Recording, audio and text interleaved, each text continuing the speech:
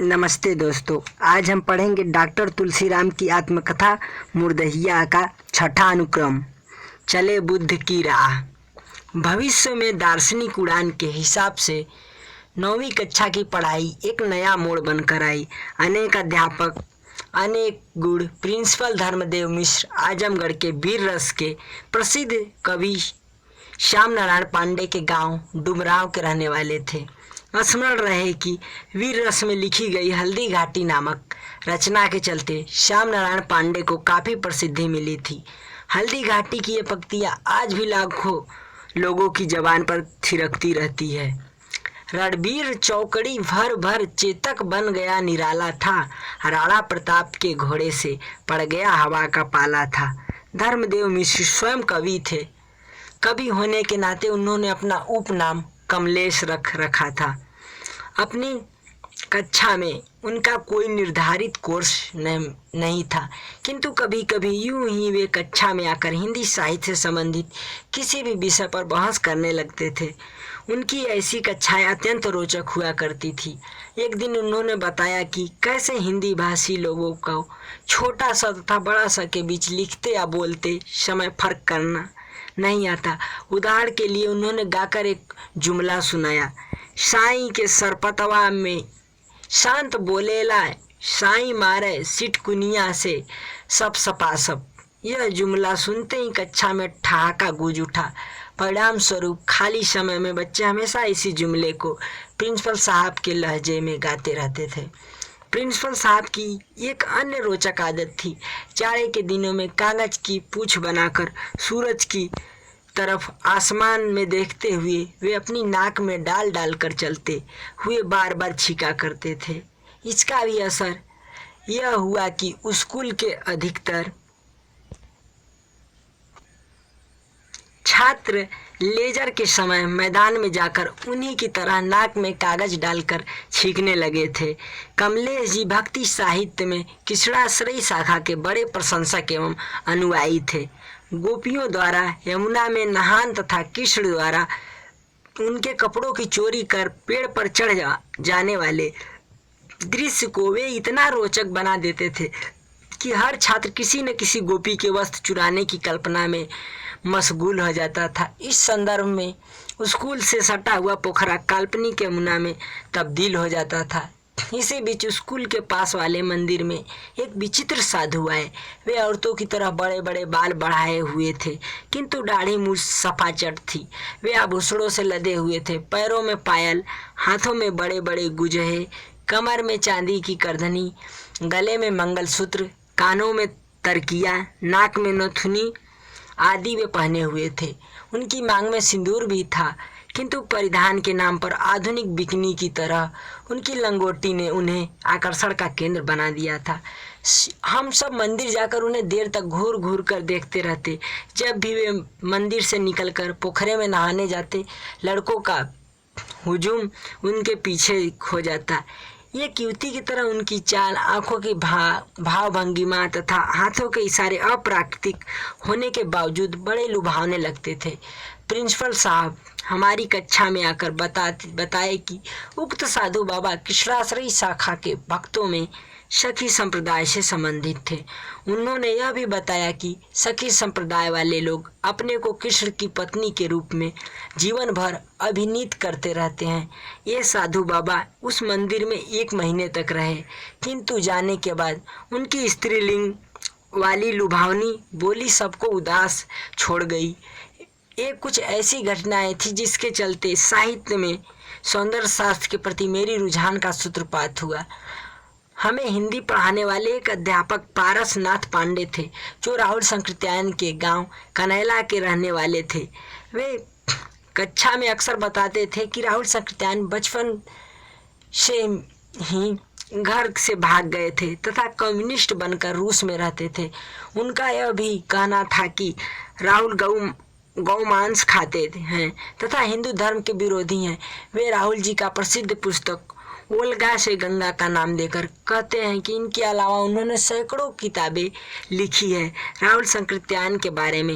यह सब सुनकर मेरे मन में उत्कंठा जगती कि मैं भी उनके जैसा होता तो कितना अच्छा होता। ओल्गा से गंगा में क्या है, इसके बारे में पारसनाथ पांडे कुछ भी नहीं बताते, किंतु बार बार कहते रहते थे कि यह पुस्तक सारे विश्व में जानी जाती है। इन सब बातों के अलावा पांडे जी की राहुल के बारे में कोई अन्य जानकारी नहीं थी, किंतु राहुल जी का बचपन में घर से भागना, कम्युनिस्ट के रूप में रूस में रहना, गोमांस खाना, हिंदू धर्म का विरोधी होना तथा ओल्गा से गंगा की रचना आदि ऐसी जानकारियां थी जिनके चलते मेरे अंदर राहुल संकृत्यायन के प्रति एक अजीब आकर्षण उत्पन्न हो गया। ओल्गा से गंगा पढ़ने की इच्छा दिन प्रतिदिन बलवती होती चली गई। उसकी अनुपलब्धता ने अपने आकर्षण को और भी तेज कर दिया था। इस दौरान सबसे ज़्यादा प्रभावशाली एवं दूरगामी सिद्ध हुआ अंग्रेजी का एक पाठ जिसका शीर्षक था गौतम बुद्ध। एक पाठ 9वीं कक्षा के अंग्रेजी विषय की पुस्तक फाइटर्स ऑफ फ्रीडम, स्वाधीनता की सेनानी का हिस्सा था। इस पुस्तक में गौतम बुद्ध के अलावा अब्राहम लिंकन, गांधी, नेहरू आदि 6 महापुरुषों का चरित्र चित्रण था। इस पाठ्यक्रम को पढ़ाने वाले अध्यापक थे सूर्यभान सिंह। वे अत्यंत गंभीर तथा विनम्र स्वभाव वाले अध्यापक हुआ करते थे। अंग्रेजी पढ़ाते समय वे पहले एक एक शब्द का हिंदी में अर्थ बताते तथा बाद में पूरे वाक्य का अनुवाद। इनके द्वारा इस पद्धति से पढ़ाया गया हर पाठ मेरे दिमाग में एकदम चिपक सा जाता था। गौतम बुद्ध वाले पाठ में वही थी पुरानी कहानी। एक राजा थे शुद्धोधन। उनकी रानी महामाया राजधानी कपिलवस्तु से अपने मायके जा रही थी। रास्ते में प्रसव पीड़ा हुई। परिणाम स्वरूप लुम्बिनी के जंगल में एक पेड़ के नीचे एक शिशु का जन्म हुआ। रानी शिशु के साथ कपिलवस्तु लौट आई। यही शिशु सिद्धार्थ कहलाया। सिद्धार्थ बचपन से ही एकांतवासी निकले।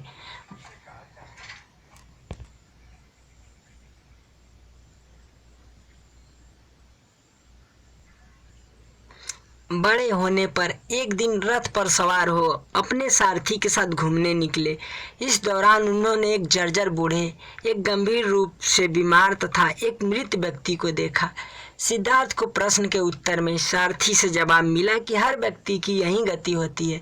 इसके बाद सिद्धार्थ को वैराग्य हुआ और वे सच्चे ज्ञान की तलाश में एक दिन रात के समय घोड़े पर चढ़कर महल से भाग निकले। राज्य की सीमा पर जाकर उन्होंने अपनी तलवार से अपने सिर के बालों को काट दिया तथा राजसी परिधान फेंककर भिखारी के रूप में निकल पड़े। अंततोगत्वा बोध गया में उन्हें एक पीपल के पेड़ के नीचे विकट विपස්සना के बाद ज्ञान प्राप्त हुआ। ज्ञान प्राप्ति के बाद उन्होंने सारनाथ में अपना पहला उपदेश दिया, जिसके बाद वे गौतम बुद्ध के नाम से प्रसिद्ध हुए। इनके ज्ञान का मुख्य निचोड़ था दुनिया में दुख है, दुख का कारण है, दुख का निवारण है तथा दुख निवारण का मार्ग है। यही 4 आर्य सत्य कहलाए। दुख निवारण के मार्ग के रूप में उन्होंने प्रज्ञाशील तथा समाधि से जुड़े अष्टांगिक मार्ग, सम्यक दृष्टि, सम्यक संकल्प, सम्यक वचन, सम्यक कर्म, सम्यक जीविका, सम्यक प्रयत्न, सम्यक स्मृति तथा सम्यक समाधि का प्रचार किया। सबसे महत्वपूर्ण बात यह थी कि अपने सभी कर्मों में अतियों से विलग गौतम बुद्ध ने मध्यम मार्ग पर चलने की सलाह दी। यही था उनका महाज्ञान। इस छोटे से पाठ ने मेरे मस्तिष्क में एक चलता फिरता चलचित्र सा छाप दिया था। हरदम घुड़सवार बुद्ध मेरी कल्पना से गुजरते रहते। मैं प्रायः अपने गांव के बूढ़ों, बीमारों तथा कभी कभी अपनी मुर्दैया पर जाने वाले मुर्दों को घूर घूर देखता और वैरागी होकर घर से भागने की कल्पना में डूब जाता। यह कल्पना दिन प्रतिदिन बलवती इसलिए भी होती गई क्योंकि मैं 9वीं कक्षा में पढ़ रहा था तथा 10वीं के बाद पढ़ाई हमेशा के लिए छूट जाने वाली थी। हमारे उस पूरे इलाके में दूर दूर तक कोई इंटर कॉलेज नहीं था। ऊपर से घर वाले पढ़ाई छुड़ाने पर एकदम नहट गए थे। इस संकट से उबरने का मेरे सामने कोई अन्य मार्ग नहीं था। हाई स्कूल के आगे ज्ञान की तलाश मुझे भी थी, इसलिए गौतम बुद्ध अत्यधिक प्रिय लगने लगे। निकट भविष्य में मेरा घर से भागना निश्चित हो गया, किंतु हाई स्कूल की पढ़ाई पहाड़ सी लगने लगी। एक एक दिन सालों जैसा लगने लगा। बस एक ही धुन हरदम सवार थी कि हाई स्कूल समाप्त हो और मैं बुद्ध की तरफ घर से भाग जाऊं। इस प्रक्रिया में मैं भी एकांतवासी होने लगा। मुर्दैया इससे पहले कभी भी इतनी आकर्षक नहीं लगती थी जितना कि अब। मुर्दैया से लगे गिद्धों वाले बड़े पीपल के पेड़ की जड़ पर मैं अक्सर बैठकर घुटने पर केहूनी टिकाए हुए हाथ पर मुंह रखकर एक चिंतनशील तस्वीर में बदल जाता और एक अनियत भविष्य की कल्पना में सो जाता। इस दौरान उस पीपल की ऊंची पुतलिका डालों पर बैठे गिद्धों की दूधनुमा सफ़ेद विष्टा फचफचाकर मेरे सिर पर गिरती, जिससे तद्रा भंग होते ही सारे विचार भी भंग हो जाते और मैं प्राय पलाश के पत्तों से सिर को पोंछता हुआ पत्तों मिसिर के पोखरे की तरफ भागता। मुर्दैया पर चरवाहों के बीच अब न तो वह पुरानी लक्कड़ ध्वनि पसंद आती और न ही उस पर नटनिया की नाच। मेरे वैरागी होने की कल्पना से गांव के सहपाठी चिखुरी हमेशा अपनी सहमति जताते। चरवाही के दौरान हम दोनों किसी के खेत में पकी धान की बालियां पांग कर लाते और गमछा बिछाकर उसे लाठी के हुरे से मुसल की तरह कूच कूच कर चावल बना देते। इस थोड़े से चावल को हम मुर्दैया पर आग जलाकर छोटी सी मिट्टी की भरुकी से पकाते तथा वहीं किसी की बकरी को दूकर पलाश के पत्ते के दोने में दूध निकालते। बकरी के इस कच्चे दूध में सिंघोर की पत्ती के तोड़ने से निकलते द्रव की एक दो बूंद को मिला दिया जाता, जिससे तत्काल दही जम जाती थी। भरुकी में ही मटर की दाल पकाई जाती, जिसमें पलाश का पत्ता डाल देने से वह तुरंत गल जाती थी। इस तरह के वन विहार से मैं प्राय अपने संभावित बैरागी जीवन का अभ्यास करता, जो नरी के खेतों में पड़े मचान पर अकेले सोते हुए रात में सियारों को जोर जोर से चिल्लाते हुए हुआ हुआ कहकर भगाता भी मुझे बहुत अच्छा लगता था। यह बात और थी कि जोहरी के खेत सुदेसर पांडे के होते थे। उन दिनों बड़ी संख्या में सियार जो नरी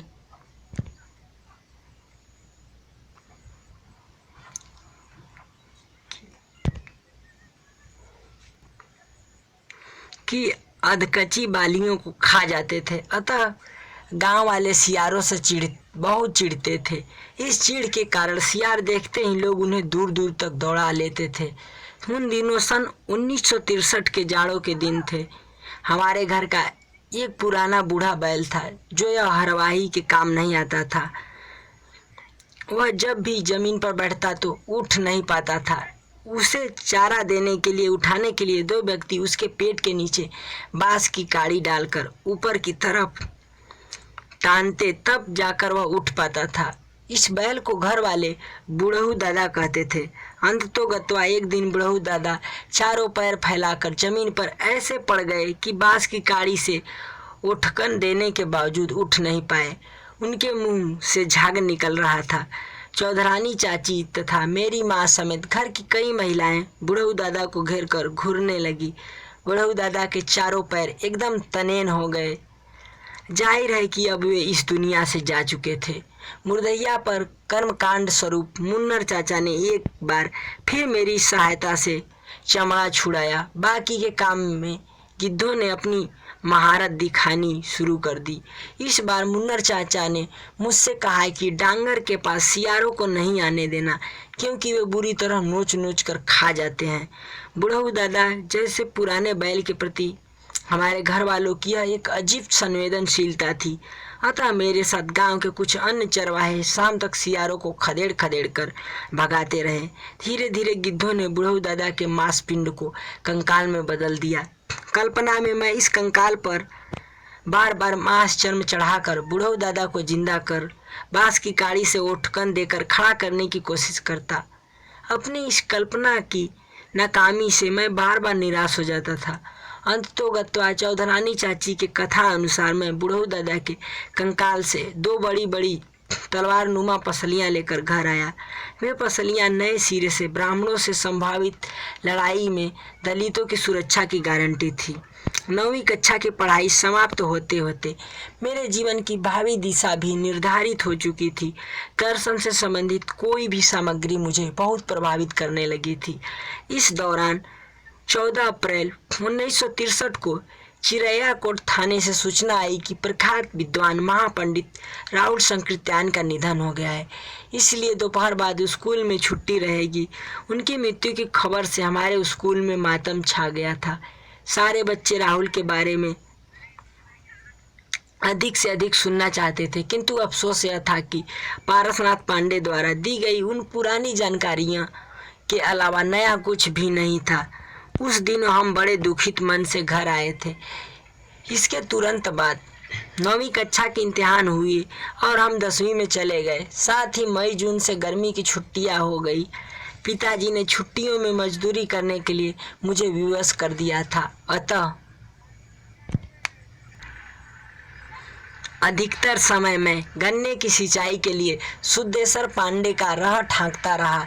इन छुट्टियों के दौरान मेरे स्कूल के 2 अध्यापकों ने मुझे एक विचित्र कार्य सौंपा था, जिसके लिए मुझे काफ़ी खतरा मोल लेना पड़ा था। ये दोनों अध्यापक छत्री तथा कम उम्र के थे।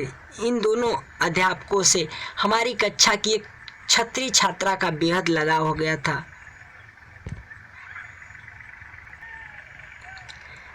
इस छात्रा का स्कूल से करीब 7 किलोमीटर दूर गांव था। ये दोनों अध्यापक मुझसे बेहद विश्वास रखते थे, अतः उस छुट्टी के दौरान वे संयुक्त रूप से चिट्ठी लिखकर मुझे देते, जिसे लेकर मैं उस छात्रा के गांव जाया करता था। उसके गांव के पास भी एक पोखरा था, जिसके किनारे एक भीटा पर एक कमरे का शिवलिंग वाला मंदिर था, जिसे कोई पुजारी नहीं होता था। पूर्व निर्धारित कार्यक्रम के अनुसार उसी मंदिर पर चिट्ठी सौंपना होता था। मैं इन दोनों अध्यापकों द्वारा लिखित चिट्ठी को पलाश के एक पत्ते को लिफाफा बनाकर उसके अंदर रखकर बबूल के बड़े बड़े कांटों से सील देता था।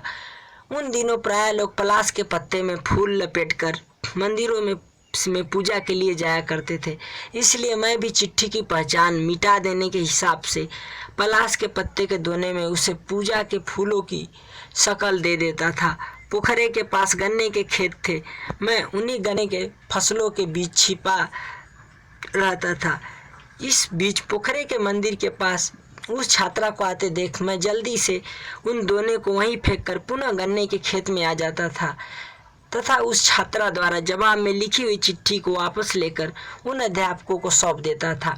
इस तरह मैंने 3 चिट्ठियों का आदान प्रदान उस छुट्टी में सफलतापूर्वक किया था। इस प्रयास में मैं भयंकर रूप से डरा हुआ रहता था, क्योंकि वह छात्रा एक बड़े जमींदार की बेटी थी। अतः इस त्रिकोणी कक्षा का प्रतिफल कुछ भी नहीं निकल सका। 10वीं कक्षा के मध्य में ही उस छात्रा का कहीं अन्यत्र विवाह हो गया। यह छुट्टी एक अन्य घटना के कारण भी मेरे लिए यादगार बन गई थी। हमारे ओझा सोखा तांत्रिक रिश्तेदारों के गांव मंगरपुर के एक बड़े जमींदार के बेटे लाल बहादुर सिंह थे। लाल बहादुर सिंह भी हाई स्कूल के छात्र थे, किंतु उसका स्कूल हमारे स्कूल से बहुत दूर था। रिश्तेदारों के यहाँ आते जाते लाल बहादुर सिंह से मेरी दोस्ती हो गई। लाल बहादुर सिंह के घर में घोड़ा पाला गया था, जो उसका एक्का खींचता था। उनके घर वाले जहाँ कहीं भी जाते वे अपने एक्के को इस्तेमाल करते थे। एक दिन लाल बहादुर सिंह अपना एक्का हाँकते हुए हमारे घर आ गए और मुझे लेकर चिरैयाकोट चले गए।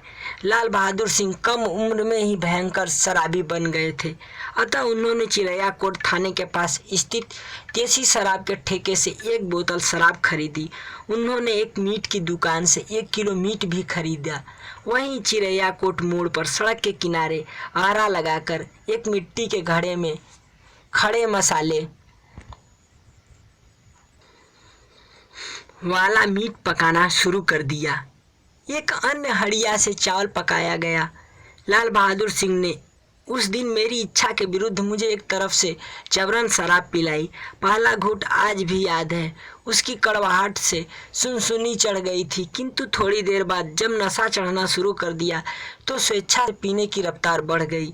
हम दोनों मीट चावल के साथ पूरी बोतल खाली करके सड़क के किनारे जमीन पर लेट गए। कुछ होश हवास नहीं था। पास के एक्के में बंधा उनका घोड़ा जब तक हिनाता रहा। भयंकर नशे की हालत में उस घोड़े की उपस्थिति सोचकर मुझे बड़ी राहत मिलती थी कि जैसे तैसे घर वापस पहुंच ही जाऊंगा। शराब पीने के इस पहले ही अवसर ने मुझे नशे में एकदम चकनाचूर कर दिया था, किंतु बार बार सोचने पर मजबूर हो जाता था कि जब घर वाले इस हालत में मुझे देखेंगे तो मैं क्या जवाब दूंगा। उठकर हम दोनों कुछ कदम चलने का अभ्यास करते, किंतु बहरा कर एक दूसरे के ऊपर गिर पड़ते। इस बीच आजमगढ़ से गाजीपुर जाने वाली यूपी रोडवेज की 7 बजे शाम वाली बस भोपू बजाते हुए हमारे पास कोई घड़ी तो नहीं थी, किंतु इस वक्त बस के चिरैया कोट से रोज 7 बजे गुजरने वाली घोषित समय सारणी से मैं यह सोचकर अत्यंत चिंतित होने लगा था कि अपने गांव पहुंचते पहुंचते काफ़ी रात हो जाएगी। मैं बार बार लाल बहादुर सिंह से गांव चलने को कहता तो वे हर बार अपने गांव ले जाने की जिद करने लगते थे। हम दोनों अपनी जिद पर काफ़ी देर तक अड़े रहे। अंततोगत्वा उस घोर नशे की हालत में लाल बहादुर सिंह की सामंती पृष्ठभूमि जाग उठी और वे काफ़ी देर तक शब्दों से ही मेरी माँ बहन का इस्तेमाल करते रहे। उनके इस व्यवहार से आतंकित होकर मैं एकदम अवाक रह गया था। मैं बिना कुछ बोले लड़खड़ाते हुए वहाँ से 7 किलोमीटर दूर स्थित अपने गांव की तरफ चल पड़ा। अभी मुश्किल से मैं 50 कदम चला था कि पीछे से तेजी से आकर लाल बहादुर सिंह मेरी दोनों टांगों को पकड़कर बैठ गए और गिड़गिड़ाते हुए माफ़ी मांगने लगे। इनके मुंह से बार बार निकलता, हम तो के कितना गरियौली है। हम दोनों आपस इक्के के पास आ गए और लाल बहादुर सिंह घोड़े को चाबुक से बार बार प्रहार करते हुए मेरे गांव की तरफ चल पड़े। अंधेरी रात में घोड़ा बार बार बिदक कर सड़क पर न हट जाता था। इस प्रक्रिया में उस घोड़े पर सैकड़ों चाबुक पड़े थे। हम बड़ी मुश्किल से देर रात सोता पड़ने पर अपने गांव पहुँचे। लाल बहादुर सिंह को देखकर रात में किसी ने कुछ नहीं कहा। एक बैल वाली हौदी में मैंने चारा पानी डाल दिया तथा घोड़े के खूंटे से बांधकर हम दोनों घर के सामने वाले कुएं की जगत पर सो गए। सवेरा होने पर लाल बहादुर सिंह अपना एक्का हाँकते हुए मंगरपुर लौट गए। दूसरे दिन उनके जाने के बाद एक बार फिर मेरा सामना नग्गर चाचा की गालियों की बौछार से हुआ। शराब पीने की इस घटना से घर वालों के इस तर्क को बड़ा बल मिला कि अब मैं एक छटा हुआ आवारा लफंगा बन गया हूँ। मेरी पढ़ाई छुड़ा देने की मुहिम को एक नया बल मिल गया। शराब पीने वाली बात पूरे गांव में तेजी से फैल गई। गांव के ब्राह्मण हमारे घर वालों से कहते हैं कि ज़्यादा पढ़ने से लोग पागल हो जाते हैं, इसलिए बच्चों को ज़्यादा नहीं पढ़ाना चाहिए। ब्राह्मणों की इस सलाह से घर वाले 100% सहमत हो जाते थे। ब्राह्मण यह उदाहरण देते कि बभनौटी का कोई लड़का हाई स्कूल के आगे नहीं पढ़ता। हकीकत यह थी कि बभनौटी का कोई बच्चा उस समय तक हाई स्कूल पास नहीं कर पाया था, क्योंकि वे फेल होकर पढ़ाई छोड़ देते थे। ज़्यादा पढ़ने से पागल होने की अवधारणा को ब्राह्मणों ने इतना प्रचारित कर दिया था कि हमारे दलित बस्ती में सनसनी फैल गई थी। सबसे बड़ी समस्या मेरे पिताजी की थी। घोर अंधविश्वासी तथा धार्मिक होने के कारण वे ब्राह्मणों की हर बात को एकदम सही मान लेते थे। ब्राह्मण यह तर्क देते कि शराब पीना पागलपन की ही निशानी है। उनकी इस बात से पिताजी बिल्कुल शाश्वत हो जाते थे। एक बार तो ऐसा लगा कि 9वीं कक्षा के आगे नहीं पढ़ पाऊंगा। मैं बार बार पश्चाताप करता कि लाल बहादुर सिंह के साथ क्यों चला गया। लाल बहादुर सिंह के लिए पिताजी कहते हैं कि वे तो बड़े ठाकुर के बेटे हैं, उनसे बराबरी करके चमार का लड़का कहाँ जाएगा। इस संदर्भ में पिताजी की एक लोकोक्ति का सहारा लेते हुए कहते, घोड़वा के देखी के मिड़किया नाल मराई तक काऊ जिंदा रही। पढ़ाई छूट जाने की आशंका से आतंकित होकर मैं मन ही मन बार बार कसम खाता कि अब भविष्य में कभी शराब नहीं पीऊँगा। यह सब सोच ही रहा था कि पिताजी ने खींचकर सुद्देसार पांडे के खलिहान में मुझे दौरी के काम में लगा दिया।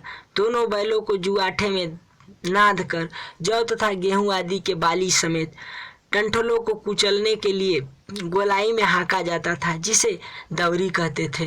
दौरी के द्वारा ये डंठल भूसा बन जाते थे, जिससे ओसाकर अनाज को अलग कर दिया जाता था।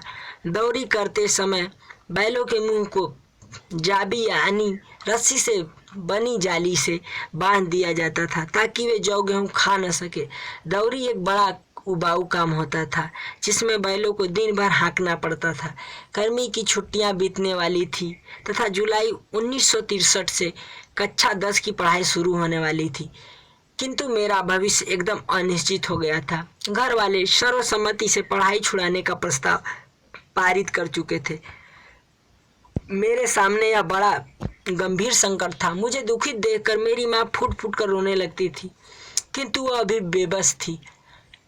वह कुछ कर सकने की स्थिति में नहीं थी। आखिरकार जुलाई आ ही गई। घर वालों के विरोध के बावजूद मैं बहुत सुबह बिना कुछ खाए खाली पेट स्कूल जाने लगा। घर पर सामूहिक संयुक्त पारिवारिक जीवन में व्यक्तिगत रूप से भोजन की व्यवस्था मेरे लिए असंभव थी। बाद में ऊब कर मेरी माँ रात के अपने खाने में से आधा बचाकर ताखा में रख देती थी, जिसे न चाहते हुए भी मैं खाकर स्कूल जाता था। माँ के इस त्याग से द्रवित होकर सुबह खाते हुए मैं अक्सर रो पड़ता था। 10वीं कक्षा में मैं अत्यधिक दुखित रहने लगा। घर का वातावरण एकदम दूषित हो चुका था। मेरे प्रायः गलियों के संबोधन से पुकारा जाता था। स्कूल से शाम को घर आते ही पशुओं को चारा पानी देने का काम मुझे सौंप दिया जाता था। रात के सबसे बड़ा संकट यह था कि चिराग न होने से मैं कुछ भी पढ़ नहीं पाता था। पहले एक डिबरी जलाकर पढ़ा करता था, किंतु 10वीं कक्षा में उसे जलाने के लिए मिट्टी का तेल मिलना बंद हो गया। घर में एक लालटेन जरूर थी, किंतु घर वाले इसका इस्तेमाल बहुउद्देशीय कार्यों के लिए किया करते थे। अतः रात में न पढ़ पाना मुझे सबसे ज़्यादा खलता था। उधर स्कूल में हर्ष विषाद का मिश्रित वातावरण तैयार हो चुका था। मेरे अधिकांश अध्यापक बहुत सम्मान के साथ पेश आते थे, किंतु कुछ सवर्ण छात्र मुझसे बहुत नफरत करने लगे थे। ऐसे छात्रों में से एक थे अंबिका सिंह। प्रवृत्ति से वे हिंसक नहीं थे और वे हमेशा शराफत से बात करते थे। उनकी मूल शिकायत यह थी कि कक्षा में अध्यापकों द्वारा पूछे गए प्रश्नों का जवाब मैं ही क्यों सबसे पहले दे देता हूँ। इनका तकिया कलाम था, तू काहे के बड़ा तेज बनेला। इस तरह के अपेक्षों से मैं कक्षा में कुछ बोलने से हिचक जाता था, किंतु हमारे स्कूल के संस्थापक बाबा हरिहर दास छत्री थे, इसलिए वहाँ इस समुदाय का बोलबाला था। अधिसंख्य अध्यापक भी छत्री थे। ऐसे अध्यापकों में एक थे सुग्री सिंह, जो हाल ही में गोरखपुर विश्वविद्यालय से BA पास कर अध्यापक बने थे। वे हिंदी पढ़ाते थे और वे मुझे खूब प्रोत्साहित करते थे। जो लड़के मुझसे चिढ़ते उसके बारे में वे कहते, इन लंठवन से मत डरी है, इनकर ठकुरई ना चली। शीघ्र ही सुग्री सिंह मेरे संरक्षक जैसे बन गए। 10वीं कक्षा में समय ज्यों ज्यों बीतता जाता चिंता उतनी ही ज़्यादा बढ़ती जाती थी, क्योंकि इन दिनों हाई स्कूल की परीक्षा का रिजल्ट बहुत बुरा होता था। मुश्किल से 35% छात्र पास हुआ करते थे। इस संकट के दौरान मेरी कक्षा के एक छात्र चिंतामणि सिंह मेरे लिए एक बहुत बड़ी राहत के रूप में प्रस्तुत हुए। वे प्राइमरी स्कूल में प्रधानाध्यापक परशुराम सिंह के सगे भतीजे थे, जो चिगरसंडी गांव के 22 जोड़ी बैलों वाले बड़े जमींदार थे। चिंतामणि सिंह पढ़ाई लिखाई में बहुत कमज़ोर थे, जिसका एक बड़ा कारण था उनका मिर्गी रोग से पीड़ित होना। वे समय समय पर कक्षा में ही बेहोश होकर गिर जाते थे। वे मुझे हमेशा अपने पास बैठाते और कहते कि जो ही उसे मिर्गी का दौरा पड़ने की शुरुआत हो, मैं तुरंत उसे पकड़कर जोर जोर से हिला दूं। ऐसा करने से बेहोशी समाप्त हो जाती थी। मैं हमेशा वैसा ही करता था। चिंतामणि के पिता लक्ष्मी नारायण सिंह एक बहुत नामी वैद्य थे, जो स्वयं उनका उपचार करते थे। चिंतामणि सिंह मेरे घर की परिस्थिति से पूरी तरह परिचित थे। वे मुझसे कहते कि कक्षा में जो कुछ पढ़ाया जाए मैं उसे खाली समय में उन्हें संक्षेप में समझा दिया करूं। मैं वैसा ही करने लगा। छुट्टियों के दिन वे अपने घोड़े पर चढ़कर मेरे घर आ जाते थे। उनके घर में एक अत्यंत उम्दा किस्म का सफ़ेद घोड़ा पाला जाता था, जिसकी चर्चा उस पूरे क्षेत्र में हुआ करती थी। वे जब भी घोड़ा लेकर आते, दलित बस्ती के हर उम्र के लोगों की भीड़ उसे देखने के लिए उमड़ पड़ती थी। ऐसे ही मेरे एक अन्य सहपाठी महेंद्र सिंह थे, जो मेरे गांव से करीब 6 किलोमीटर दूर पश्चिम में स्थित चक्रपानपुर के रहने वाले थे। महेंद्र सिंह के घर में हाथी पाला जाता था।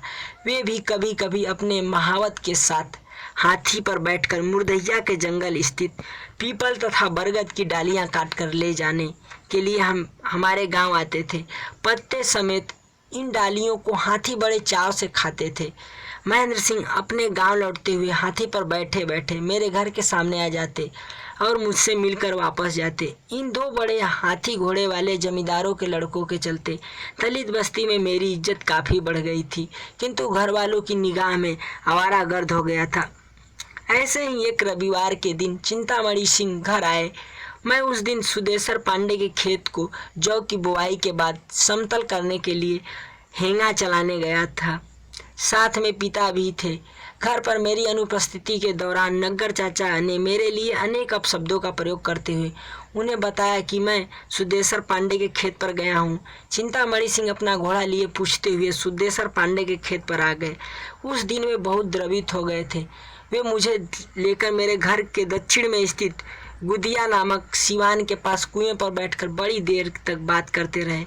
वहीं उन्होंने मुझसे कहा कि मैं रोज़ शाम को अपने गांव में जाकर रात में टिक कर उन्हें पढ़ाऊं तथा रात का खाना उसके घर में ही खा लिया करूं।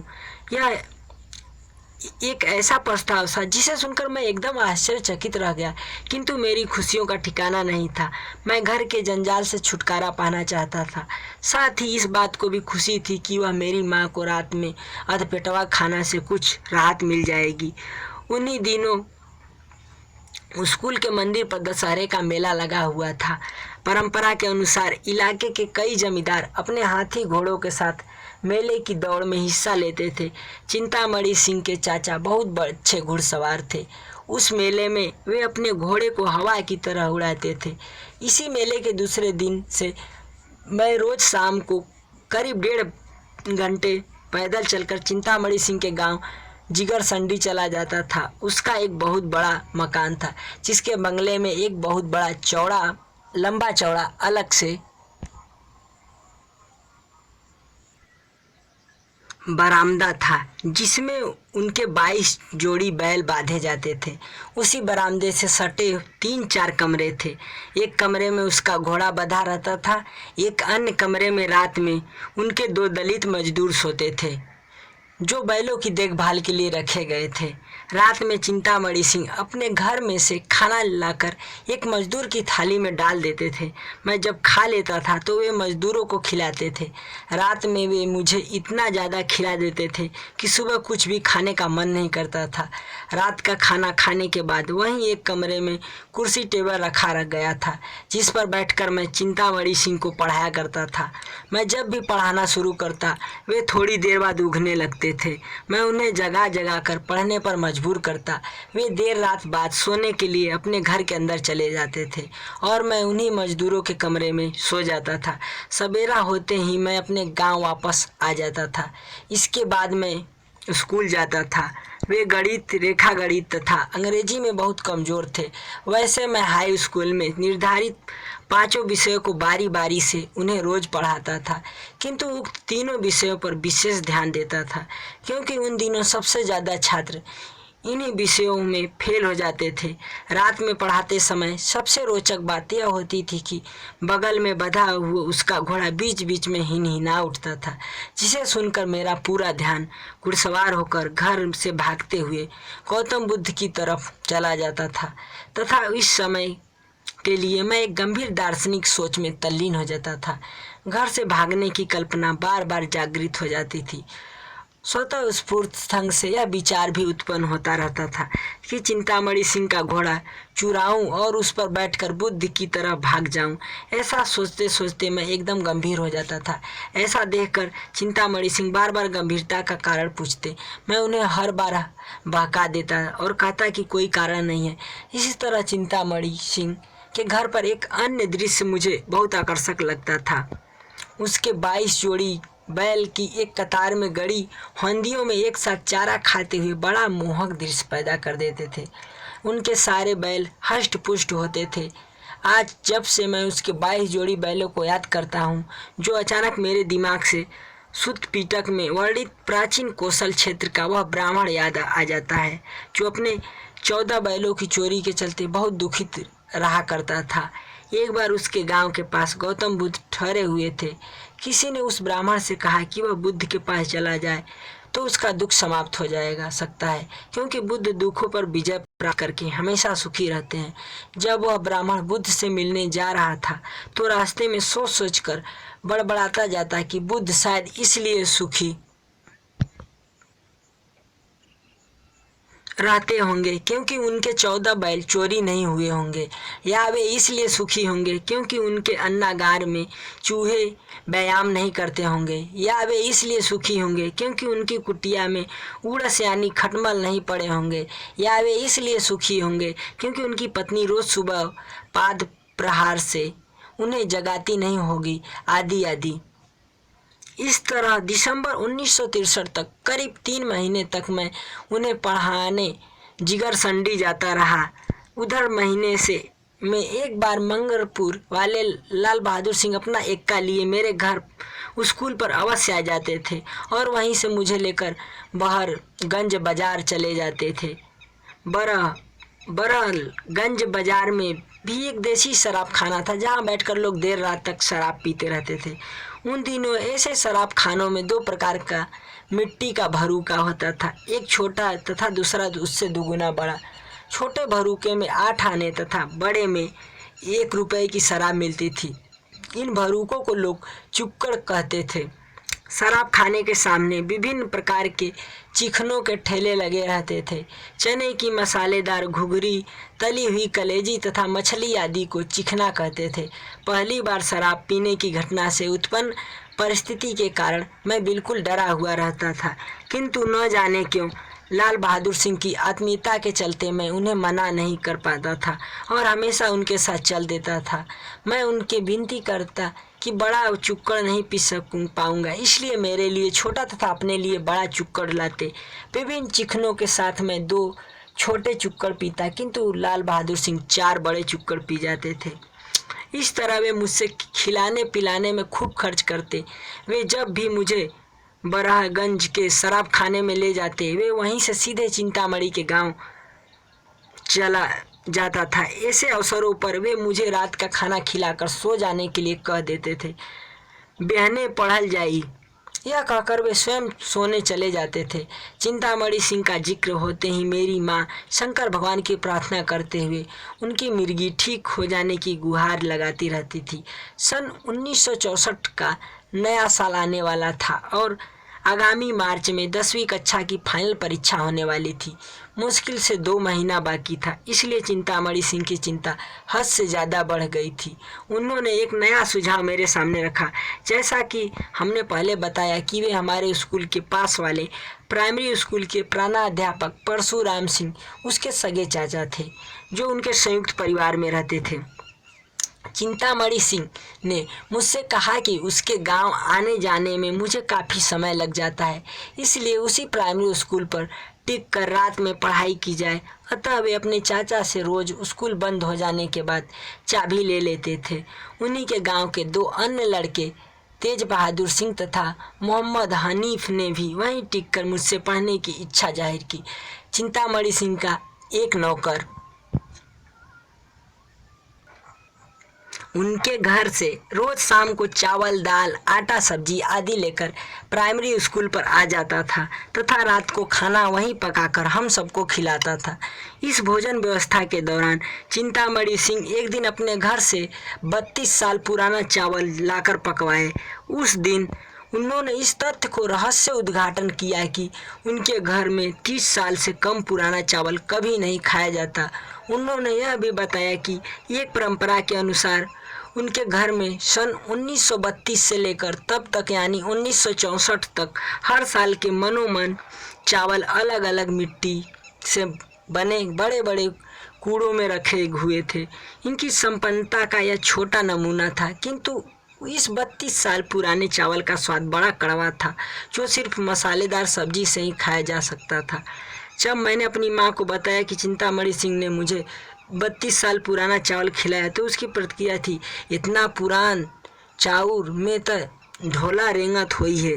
10वीं के फाइनल इम्तिहान से पहले 2 महीने तक हम उसी प्राइमरी स्कूल तक रात में टिक कर पढ़ाई करते रहे, या यूँ कहें कि मैं पढ़ाता रहा और वे पढ़ते रहे। चिंतामणि सिंह से दोस्ती से उत्पन्न शिक्षा के प्रकरण तब तक के मेरे जीवन के सर्वोत्तम क्षण थे।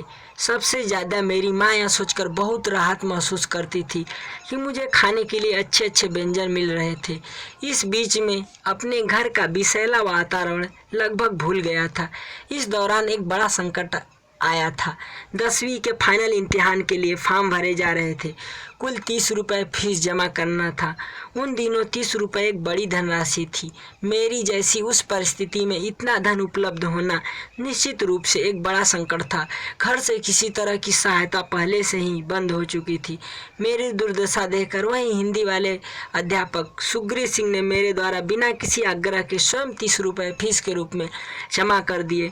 मुझे उन्होंने आश्वासन दिया कि और भी ज़रूरत पड़ने पर वे सहायता करते रहेंगे। स्कूल के अन्य अध्यापक रामवृक्ष सिंह, जो पीडी मास्टर थे, ने भी सहायता की पेशकश की।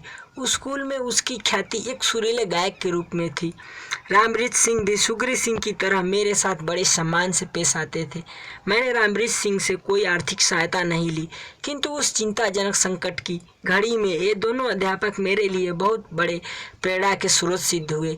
परीक्षा का फॉर्म भरने के लिए 1.5 महीने बाद यूपी बोर्ड इलाहाबाद से स्कूल पर सूचना आई कि हमें परीक्षा देने चंडेसर डिग्री कॉलेज जाना पड़ेगा। यह कॉलेज हमारे स्कूल से लगभग 12 किलोमीटर दूर आजमगढ़ जाने वाली सड़क पर स्थित था। 5 विषयों की परीक्षा का टाइम टेबल पूरे महीने भर जारी रहने वाला था, जिसका अर्थ यह था कि वहां हमें 1 महीना टिकना था। चंडेसर डिग्री कॉलेज के संस्थापक भी एक साधु चंद्रबली सिंह ब्रह्मचारी थे। इस कॉलेज में भी क्षत्रियों का बोलबाला था तथा यह मारपीट के लिए कुख्यात था। यह कॉलेज बहुत विशाल था, जहां करीब दर्जन भर हाई स्कूल के परीक्षा केंद्र हुआ करते थे। उन दिनों चंडेसर परीक्षा केंद्र पर दलित परीक्षार्थियों में से अनेक जाति हिंसा के शिकार हो जाते थे। कॉलेज प्रशासन द्वारा ऐसी हिंसा को रोकने का कोई प्रयास नहीं किया जाता था, जिससे परीक्षा के दौरान स्थिति काफ़ी तनावपूर्ण हो जाती थी। अनेक स्कूलों से जो छात्र यहाँ परीक्षा देने आते थे, वे अपने ही स्कूल के दलित छात्रों को अकारण पीट दिया करते थे, जिसके चलते कई छात्र गंभीर चोट लग जाने के कारण परीक्षा से वंचित हो जाते थे। परीक्षा शुरू होने के 1 सप्ताह पूर्व चिंतामणि सिंह मुझे अपनी साइकिल पर बैठाकर चंडेसर ले गए ताकि कहीं रुकने की व्यवस्था की जा सके। कॉलेज के पास एक छोटा सा बाजार था, जिसमें चिंतामणि सिंह ने अपने लिए एक कमरा किराए पर लिया, जिसके पूरे 1 महीने का किराया 5 रुपया था। चिंतामणि मुझे अपने साथ रखना चाहते थे, किंतु मकान मालिक ने पहले ही साफ कह दिया था कि किसी चमार सियार को नहीं रहने दिया जाएगा। मकान मालिक की इस शर्त से चिंतामणि बहुत परेशान में पड़ गए थे, किंतु उसके निवारण का कोई अन्य उपाय नहीं था। अतः अपने मंगरपुर वाले तांत्रिक रिश्तेदार के बेटे दीपचंद्र, जो चंडेसर के हाई स्कूल के छात्र थे, से मिलकर मैंने मकान संकट के बारे में बात की। दीपचंद्र स्वयं चंडेसर से करीब 1 किलोमीटर पश्चिम धरवारे मोड़ पर एक दलित के घर के 2 अन्य छात्रों के साथ रहते थे।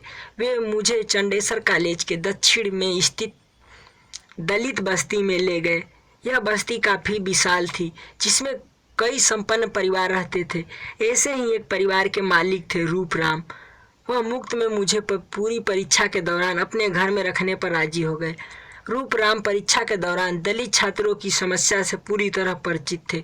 उन्होंने बताया कि पिछले साल यानी 1963 की परीक्षा के दौरान उनकी बस्ती में रह रहे 4 परीक्षार्थियों पर रास्ते में ही उन्हीं के स्कूल के सवर्ण छात्रों ने हाथी से हमला करके बुरी तरह से घायल कर दिया था।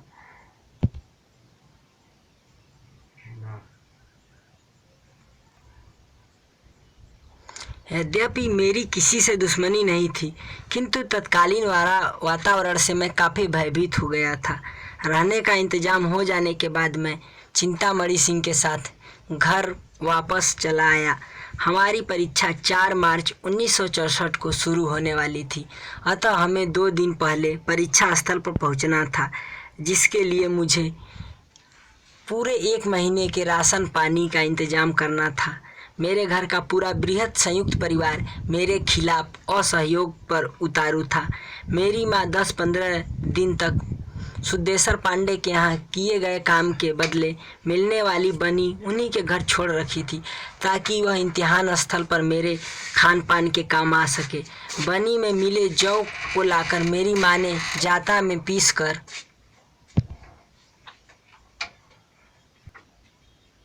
आटा मुझे चंडेसर ले जाने के लिए दिया। साथ में कुछ मटर का दाल तथा लाटा भी था। पिताजी ने सुदेशर पांडे से 10 रुपया उधार मांगकर बाकी खर्चे के लिए दिया। इसी पूंजी के साथ गठरी मोठरी लिए मैं जहानगंज तक पैदल जाकर वहां से 8 आना किराया देकर एक्के द्वारा 2 दिन पहले चंडेसर पहुंचा। जिस एक्के से मैं चंडेसर जा रहा था उसका एक्केवान घोड़े को चाबुक से मारता कम किंतु गालियां बहुत ज़्यादा देता था। उसके अंदर मेरे नग्गर चाचा की छवि एकदम सवार हो उठी थी। उस दिन करीब पौने घंटे के सफ़र में वह घोड़ा सैकड़ों गालियों से नवाजा गया। एक्केवान के व्यवहार से मैं सहम गया था। ऐसा लगता था कि मानो वे सारी गालियां मुझे पड़ रही थी। चंडेसर पहुंचने के बाद एक्का से उतरकर मैं करीब 1 किलोमीटर दक्षिण स्थित दलित बस्ती में रूपराम के घर पहुंचा। उनके घर एक अन्य स्कूल का छात्र दर्शन भी रहने आया था।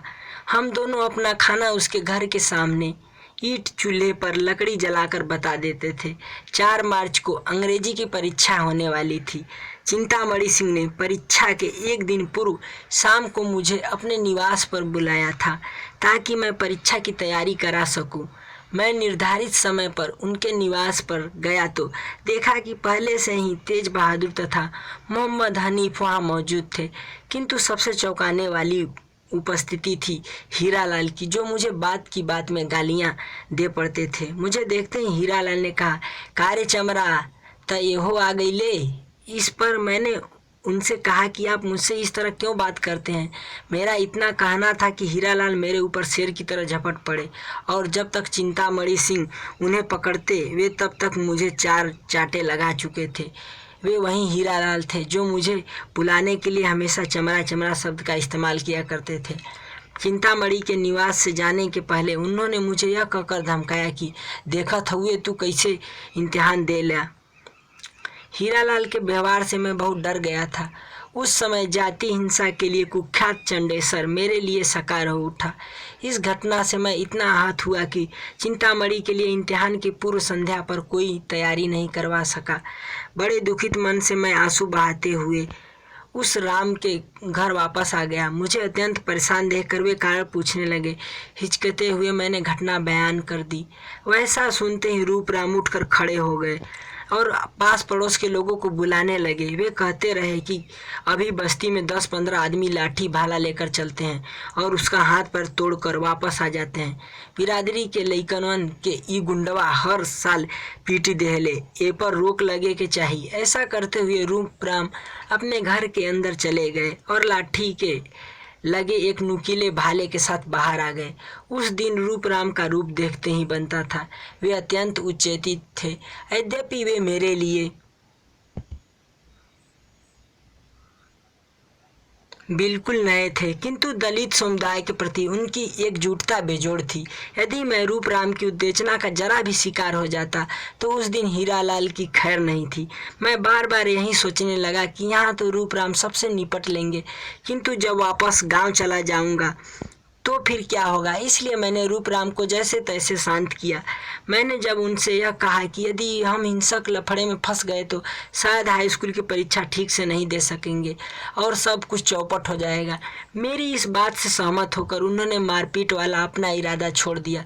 किंतु जिस दिन हमारी परीक्षा होती रूपराम हमेशा 4-5 लैठों के साथ हमें परीक्षा स्थल तक पहुंचा कर वापस आ जाते थे तथा 3 घंटे बाद वे पुनः परीक्षा स्थल से हमें अपने घर लाते थे।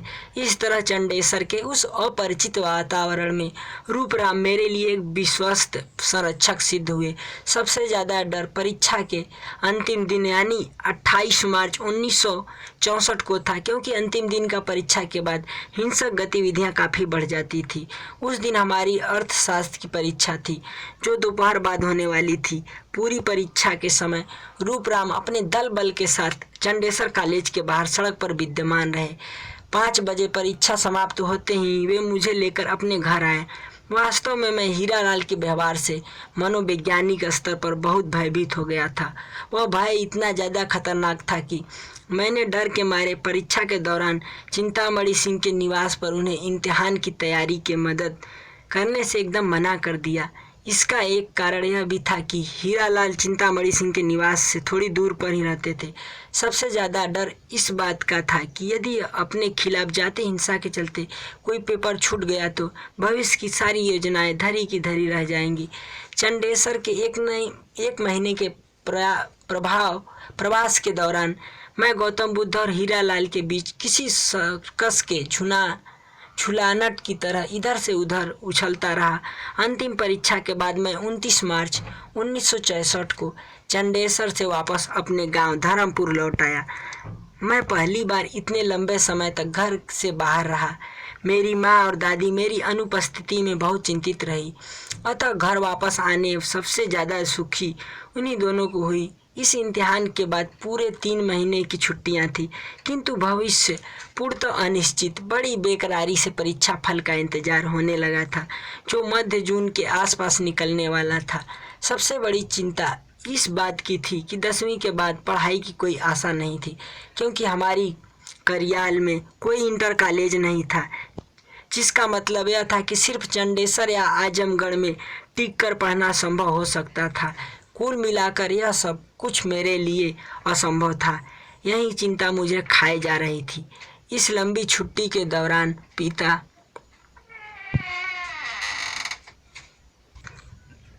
जी ने एक बार फिर मुझे सुदेशर पांडे के खलियान दौरी में लगा दिया। साथ ही साथ उसका रहट भी हाँकना पड़ता था। बीच बीच में दलित बस्ती की आती जाती बारातों में शास्त्रार्थ के लिए मेरी खूब मांग होती रहती थी। ऐसी ही एक बारात हमारी बस्ती में करीब 10 किलोमीटर दूर मंदे नामक गांव में गई थी। वहां मेरे चचेरे चाचा बीसू के बेटे जगलू की शादी होने वाली थी। मालिश के दौरान शास्त्रार्थ शुरू हो गया। घराती पक्ष ने अपने को हारता पाकर खींचवश लाठियां निकाल लिया। परिणाम स्वरूप दोनों पक्ष लड़ाई के लिए आमने सामने खड़े हो गए। मेरे गुस्सैल नग्गर चाचा ने चिल्लाकर बारातियों से कहा कि वे घरातियों पर हमला बोल दे। अंततोगत्वा मंदे गांव के कुछ बुजुर्गों ने हाथ जोड़कर सबको शांत किया, किंतु बाराती नग्गर चाचा के नेतृत्व में बिना खाए पिए अपने गांव वापस चले गए। अभी हम सब मंदे गांव से बाहर पहुंचे ही थे कि घराती पक्ष के लोग दौड़ते हुए आए और बारातियों के पैरों पर गिरना शुरू कर दिए। बारात वापस लौटने पर राजी तो हो गई, किंतु नग्गर चाचा ने शर्त पेश कर दी कि घराती पक्ष सुअर भात खिलाए। इसी शर्त पर बारात मंदे वापस गई और घर वालों को सुअर भात का इंतजाम करना पड़ा। उस दिन दोपहर का खाना हम सभी देर शाम को खाकर अपने गांव रात में वापस आए थे। मंदे की घटना से गांव में मैं बहुत संभावित हुआ था। विशेष रूप से जब नग्गर चाचा खुश होते थे तो मुझे लगता था कि अब भविष्य में पढ़ने वाली समस्या हल हो जाएगी, क्योंकि घर में उन्हीं की मर्जी से सब कुछ होता था। इस बीच जिस दिन सुदेशर पांडे के यहाँ काम नहीं होता, उस दिन मैं गाय भैंसों को लेकर मुर्दहिया पर चराने चला जाता था। इसी तरह छुट्टियों के दिन बीतते रहे। एक ऐसा ही दिन था 27 मई 1964 का। मुन्नर चाचा गाजा लेके अमठा गए थे। वापस घर आने पर उन्होंने बस्ती में सबको बताना शुरू कर दिया कि उन्हें अमठा के ठाकुरों से पता चला कि नेहरू जी इस दुनिया में नहीं रहे। नेहरू जी की मौत पर सबसे ज़्यादा अविश्वास मुझे हुआ। मुझे ऐसा लगता था कि नेहरू जैसा बड़ा आदमी कैसे मर सकता था। उन दिनों हमारे पूरे गांव, यहाँ तक कि आसपास के किसी गांव में किसी के भी पास रेडियो या रजिस्टर नहीं था। अखबार की कल्पना तो बिल्कुल असंभव थी।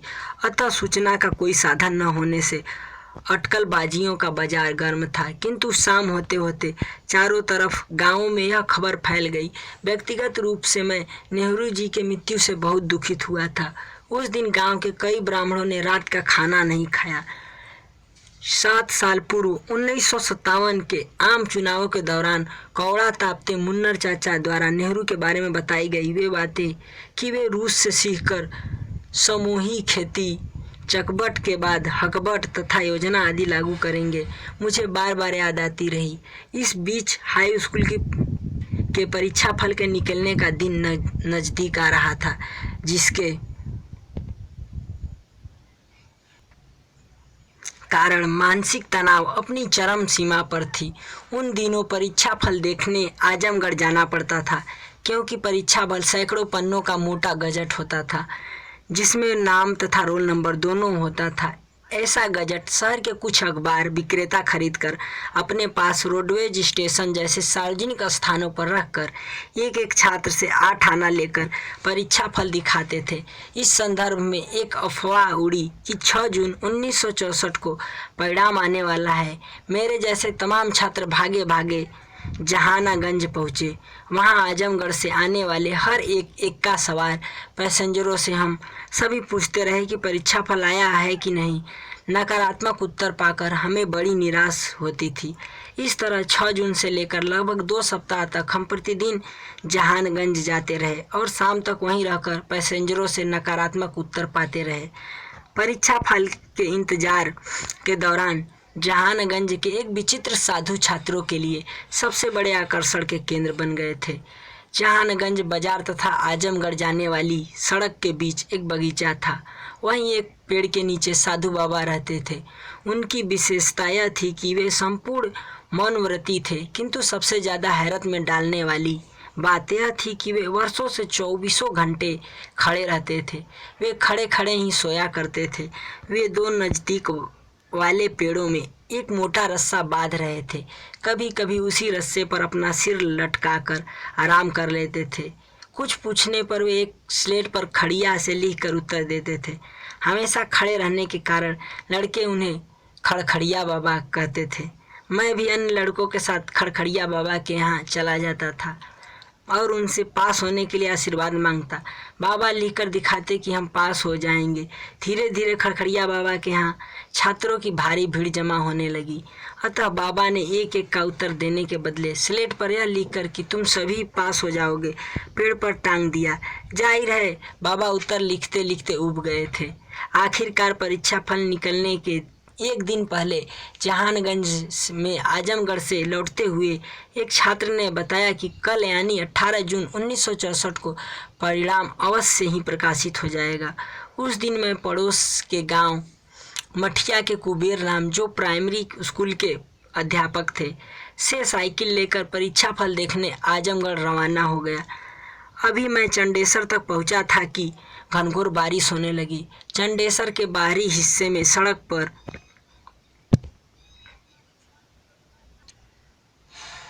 दोनों तरफ अनेक पीपल के बड़े बड़े पेड़ थे।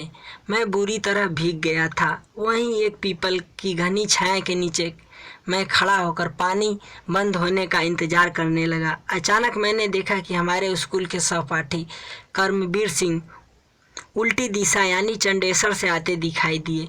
मुझे देखकर मेरे पास आकर उन्होंने अपनी साइकिल रोक दी और बोल पड़े, त कहाँ जात हुए रे, त फर्स्ट आ गई ले।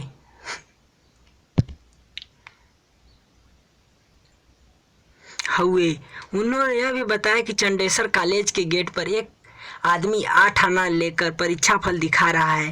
वे तृतीय श्रेणी में पास हुए थे। मेरे साथ कर्मवीर सिंह पुनः चंडेसर कॉलेज चल पड़े। 8 आने देकर जब मैंने अपने स्कूल वाला पन्ना देखा तो सबसे ऊपर प्रथम श्रेणी की लिस्ट में मेरा अकेला नाम था। 4 लड़के द्वितीय श्रेणी तथा 8 लड़के तृतीय श्रेणी में पास थे। यानी हमारे स्कूल के 64 लड़कों में सिर्फ 13 पास हुए थे। सबसे ज़्यादा मुझे दुख हुआ था यह देखकर कि चिंतामणि सिंह फेल हो गए थे। हीरालाल भी फेल थे। यहाँ तक मेरी अपनी अनुभूति का सवाल था। वह खुशी से कहीं ज़्यादा आश्चर्य वाली थी। जिस परिस्थिति में मैंने इम्तिहान दिया था उसमें इस तरह के परिणाम की आशा बहुत कम थी। मेरा परिणाम इसलिए भी चौंकाने वाला था क्योंकि बाबा हरिहर दास के उस स्कूल में पहले कोई भी छात्र प्रथम श्रेणी में पास नहीं हुआ था। इस स्कूल की स्थापना आज़ादी के तुरंत बाद हुई थी। चंडेसर से परीक्षा फल देखने के बाद वापस लौटते हुए उस पीपल के पेड़ के पास पुनः रुककर मैंने अपनी जड़ों को प्रणाम किया, जिसके नीचे कर्मवीर सिंह ने सबसे पहले परिणाम सुनाया था। उस वक्त मैं बहुत अंधविश्वासी हो गया था। ऐसा लगता था कि मानो बुद्ध की ही तरह पीपल के नीचे मुझे ही ज्ञान प्राप्त हो गया। उस समय मैं एक अजीब अनुभूति से गुजरा था। जहानगंज पहुंचकर मैंने एक बार फिर खड़बड़िया बाबा को प्रणाम करके उन्हें बताया कि मैं प्रथम श्रेणी में पास हो गया। उन्होंने स्लेट पर लिखकर दिखाया। आगे भी जब वापस घर पहुंचकर मैंने परीक्षा फल बताया तो विशेष रूप से मेरी दादी को कुछ समझ में नहीं आया। मेरी समझ में भी कुछ नहीं आ रहा था कि दादी को कैसे समझाऊं। जब मैंने कहा कि पढ़ाई में सबसे आगे निकल गया तो वह बहुत खुश हुई। दूसरे दिन बाबा हरिहर दास स्वयं प्रिंसिपल धर्मदेव मिश्र के साथ मेरे घर बधाई देने आ गए। बाबा के घर आने की खबर चारों तरफ फैल गई, जिसके परिणाम स्वरूप उस पूरे क्षेत्र के शहरों में चमरा टाप कैले की ध्वनि गूंज उठी। मेरे गांव के अनेक ब्राह्मण भी घर आकर मेरी तारीफ करते नहीं थकते थे, किंतु वे सभी पुनः यह बताना नहीं भूलते कि ज़्यादा पढ़ने से लोग पागल हो जाते हैं। ऐसा लगता था कि मेरे गांव के ब्राह्मण मुझे हर हाल में पागल होने से बचा लेना चाहते थे। वे यह भी कहते कि अगर जगजीवन राम को पता चल जाए कि यह लड़का प्रथम श्रेणी में पास हो गया है तो वे 2-3 हज़ार रुपये महीने की नौकरी तुरंत दिला देंगे। ब्राह्मणों के साथ साथ घर वाले भी मुझे पागल होने से बचाने पर एकदम उतारू थे। उधर से 2-3 हज़ार रुपये की नौकरी की महत्वाकांक्षा से पूरा घर ही बेकरार हो गया था। प्रथम श्रेणी में मेरा पास होना ही मेरे लिए नई दुर्गति लेकर आया। सन 1964 में तो केंद्रीय मंत्रियों का भी वेतन 2-3 हज़ार रुपये नहीं होता था, किंतु मेरे गांव के ब्राह्मणों ने यह विशेष नया वेतनमान मेरे लिए न जाने कहां से निर्धारित कर रखा था। ब्राह्मणों की बातों से मेरे घर वाले पूरी तरह शाश्वत हो गए थे, अतः आगे की पढ़ाई का रास्ता एकदम असंभव हो गया। कुल मिलाकर मेरे गृह त्याग की भूमिका बिल्कुल परिपक्व हो चुकी थी। बोधगया से लेकर मुर्दहिया तथा चंडेसर तक के वे तमाम पीपल के पेड़ मेरी कल्पना में घूमने लगे थे। मन में यह विचार भी उठता कि दादी द्वारा भरुकी में भरकर 37 विक्टोरिया गंडे चांदी के सिक्कों को चुराकर घर से भाग जाऊं, किंतु तुरंत यह सोचकर सहम जाता था कि ऐसा करना दादी के साथ बहुत बड़ा विश्वासघात होगा। वैसे मांगने पर दादी उन सिक्कों को मुझे अवश्य दे देती, किंतु घर से कहीं भागने नहीं देती, क्योंकि उसका सबसे बड़ा हथियार था रो रो कर प्रेम प्रदर्शन। इस तरह मेरे सामने सारे रास्ते बंद नजर आते थे। मेरे लिए सबसे ज़्यादा दुख की बात यह थी कि चिंतामणि फेल हो गए थे, अन्यथा उन्होंने मुझसे बहुत पहले कहा था कि हाई स्कूल पास करने के बाद हम एक ही कॉलेज में आजमगढ़ जाकर पढ़ेंगे तथा साथ ही रहेंगे। उनका यह भी कहना था कि वे अपने घर से हर माह 10-20 किलो चावल दाल आदि लाया करेंगे, जिससे हम दोनों के खाने पीने की व्यवस्था हो जाएगी। इसके बदले वे चाहते थे कि वे उन्हें पढ़ाई में सहायता करता रहूं, किंतु उनके फेल होने के साथ ही ये सारी योजनाएं धराशायी हो गई थी। मैं घबराकर एक दिन के लिए अपने ननिहाल तरवा चला गया। मेरे चचेरे मामा राम खेलावन राम आजमगढ़ के प्रसिद्ध डीएवी कॉलेज में बीए प्रथम वर्ष के छात्र थे। उन्होंने मुझसे कहा कि डीएवी कॉलेज में 11वें दर्जे में सिर्फ प्रथम श्रेणी के छात्रों को ही दाखिला दिया जाता है और हर दलित छात्र को सरकार की तरफ से 27 रुपया महीना वजीफा मिल जाता है, जिससे पढ़ाई का खर्चा चल जाता है। उन्होंने यह भी बताया कि आजमगढ़ के मातबरगंज मोहल्ले में लाल डिग्री के पास एक सरकारी हॉस्टल है, जिसमें दलित लड़कों को मुफ्त में रहने दिया जाता है। राम खेलावन मामा उसी हॉस्टल में स्वयं रहते थे। उनके द्वारा दी गई यह जानकारी मेरे लिए युगांतरकारी सिद्ध हुई। उन्होंने मुझे 1 जुलाई 1964 को आजमगढ़ आकर उसी हॉस्टल में मिलने के लिए कहा। सबसे बड़ा संकट यह था कि उन दिनों जो वजीफा मिलता था वह कम से कम 6 महीने बाद, अतः शुरू के 6 महीने का खर्च स्वयं उठाना पड़ता था। इस महीने बीच एक बार फिर संकट मोचन के रूप में मेरे सामने वही हिंदी अध्यापक सुग्री सिंह प्रस्तुत हुए। उन्होंने मुझे फिर 30 रुपये दिया और कहा कि आजमगढ़ जाकर पढ़ाई जारी रखूं। इन 30 रुपयों के बारे में मैंने किसी को कुछ बताया नहीं। 30 जून 1964 की सुबह होते ही मेरा मस्तिष्क विभिन्न विचारों के हुजूम में भर उठा। गृह त्याग की इच्छा अपनी चरम सीमा पर थी। भविष्य में ज्ञान हासिल करने की कल्पना और मोहमयी ग्रामीण रिश्तों के बीच में बुरी तरह उलझ कर रह गया था। उस दिन मैं निरुद्देश अपने गांव के तीनों मोहल्लों को जोड़ने वाली पगडंडियों के आर पार गया और लौटकर वापस आया। इस दौरान ग्रामीण देवी चमरिया माई, ग्राम देवता डीह बाबा तथा ब्राह्मणों के देवता बरम बाबा आदि सबके सामने शीश नवाकर मैंने मनौतियों की भरमार कर दी थी। उन दिनों हमारे गांव में बृहस्पतिवार तथा शनिवार को कहीं जाना होता था तो लोग उसे दिशाशूल कहकर अशुभ मानते थे। अतः दिशाशूल मिटाने के लिए एक दिन पीछे वाली शाम को गमछे में थोड़ा सा सत्तू लेकर लोग गंतव्य मार्ग में किसी पेड़ की डाली से लटका देते थे। फिर दूसरे दिन उसी सत्तू को लेकर लोग अपनी राह चल देते थे। इसी दिशाशूल को मिटाने के लिए मैंने भी इस टोटके का सहारा लिया। मेरी माँ के पास एक छोटा सा बहुत पुराना बक्सा था जिसे वह अपनी शादी के बाद तरवा गांव से लाई थी। इस बक्से को वह हमेशा अपनी खटिया के नीचे रखती थी। यद्यपि उसमें कोई सामान नहीं होता था।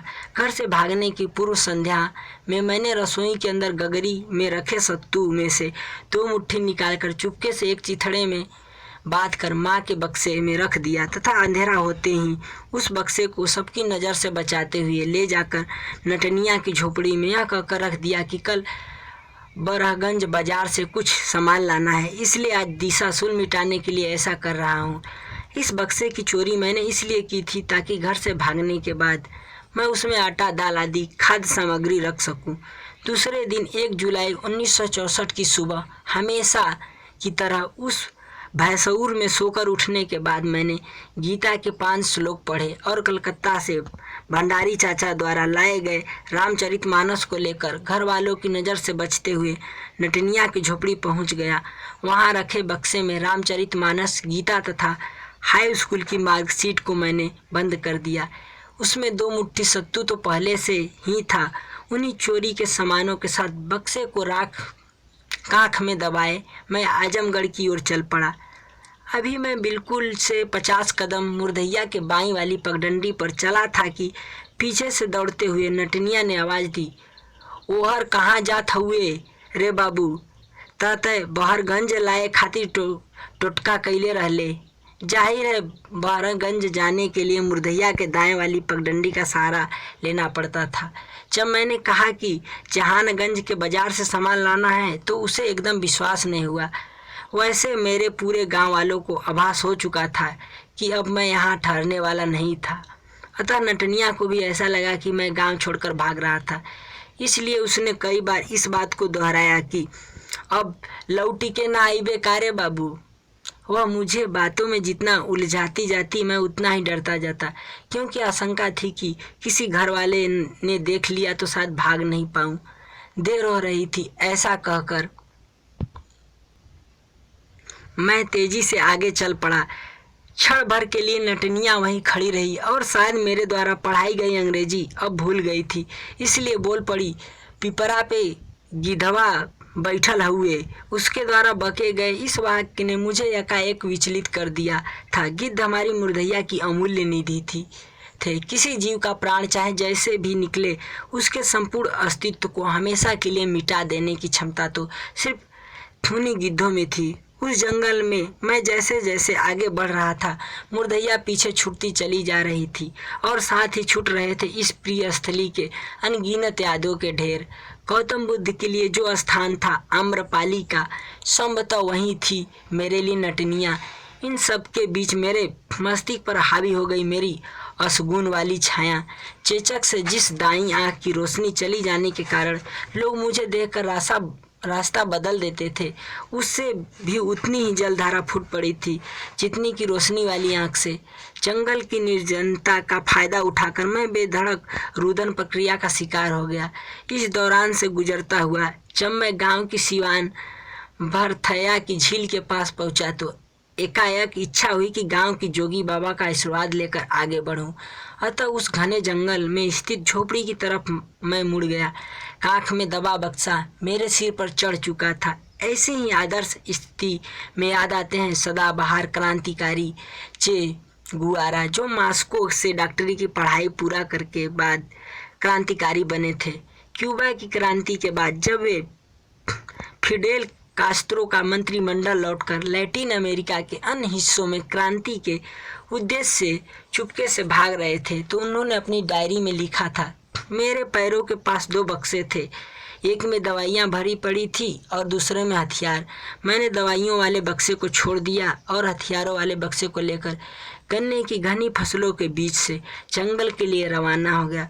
खैर उस समय मेरे अंदर न तो चे गुआरा जैसे विचार थे और न बक्से में हथियार।